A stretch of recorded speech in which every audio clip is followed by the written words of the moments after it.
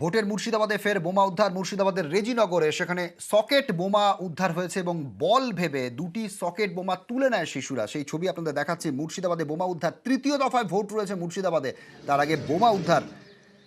প্রণবের থেকে জানবো, প্রণব, সকেট বোমা উদ্ধার হয়েছে। এর আগে মুর্শিদাবাদে একাধিকবার এই ঘটনা ঘটেছে যে শিশুরা বল ভেবে খেলতে গিয়ে সেই বোমা ফেটে যায়। এক্ষেত্রে স্থানীয়দের তৎপরতায় কি দুর্ঘটনা এড়ানো গেল?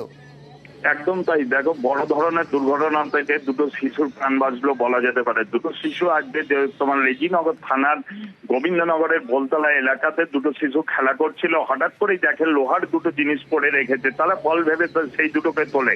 সঙ্গে সঙ্গে যখন স্থানীয় মানুষজন তাদের হাতে ওই দুটো সকেট বোমা দুটো দেখেই তারা বুঝতে পারে এটা সকেট বোমা। সঙ্গে সঙ্গে তারা সেই দুটোকে নিয়ে বাইরে জঙ্গলের মধ্যে ফেলে দেয় এবং তার অল্পের জন্য দুটো শিশু কিন্তু কোন রকম ভাবে বেঁচে গেল। সঙ্গে সঙ্গে রেজিনগর থানার পুলিশ আসে। কে বা কারা এই সকেট বোমাগুলো রেখেছিল এবং কি কারণে রেখেছিল তদন্ত করে দেখছে। এবং এই সকেট বোমাগুলো এই ছোট বাচ্চাগুলো কিন্তু জঙ্গলের ভেতর থেকে পায় এবং সেটা কারা কখন রেখে গিয়েছিল সেগুলো কিন্তু সব ঘটনায় কিন্তু তদন্ত করে দেখছে রেজিনগর থানার পুলিশ।